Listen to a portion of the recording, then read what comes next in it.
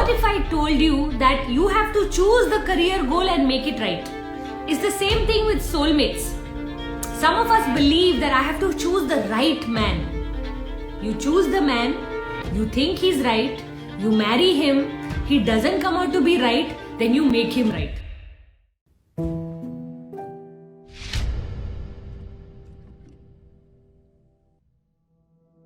Deepa, how to pick the right career goal when we have interests in multiple fields? Deepa, one of our biggest beliefs is that there is a right career goal. What if I told you that you have to choose the career goal and make it right? It's the same thing with soulmates. Some of us believe that I have to choose the right man. You choose the man, you think he's right, you marry him, he doesn't come out to be right, then you make him right. These are the steps.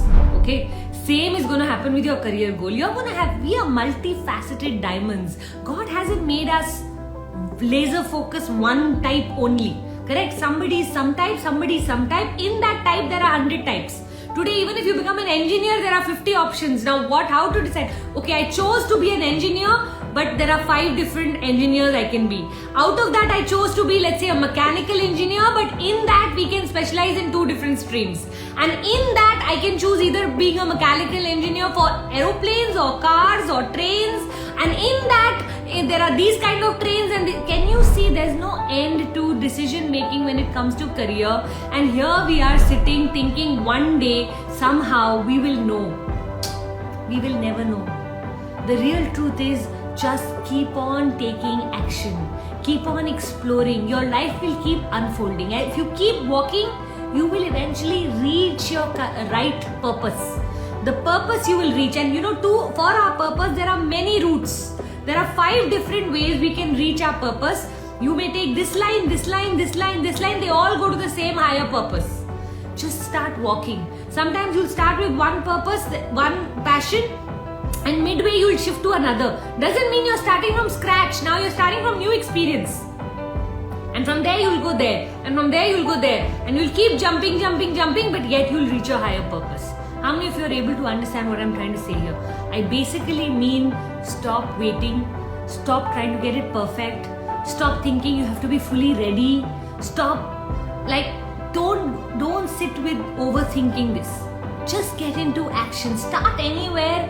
Start is the most important advice I can give you today. Okay? So just start. If you're feeling attracted to it, somewhere it is your right answer. Dipali Sabadra. Ma'am, what to do if I want to change my cook because he doesn't cook so well, but my mother-in-law is okay with him as he does other work nicely and has a good nature. I want to manifest a new cook. I like this question.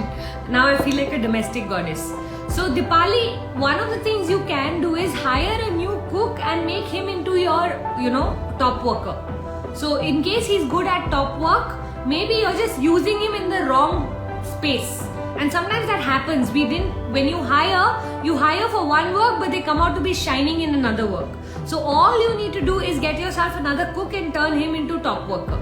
See if that answers your question. Otherwise, of course, as you start to manifest, you can sit in your energy and start to attract a new cook, and I hope you get a better cook.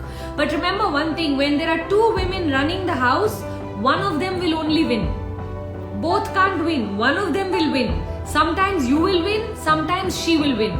Every time she will win, you will feel bad. Every time you will win, she will feel bad.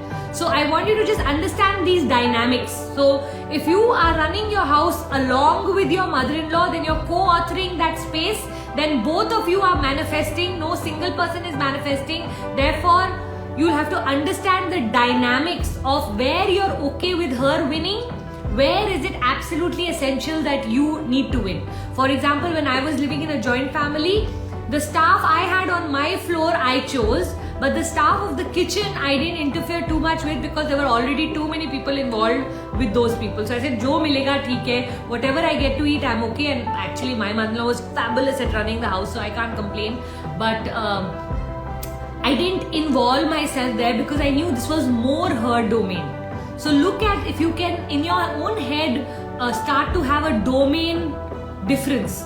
that these are absolutely essential. Like for me, driver was very important because I never used to drive.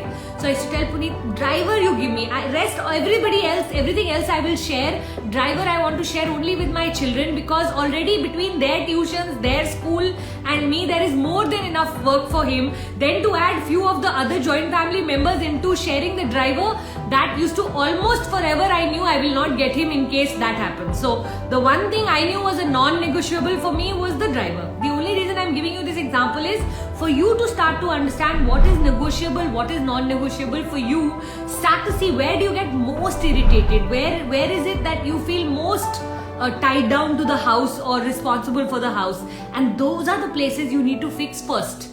If cooking is the way you're feeling the most frustrated, then fix that first.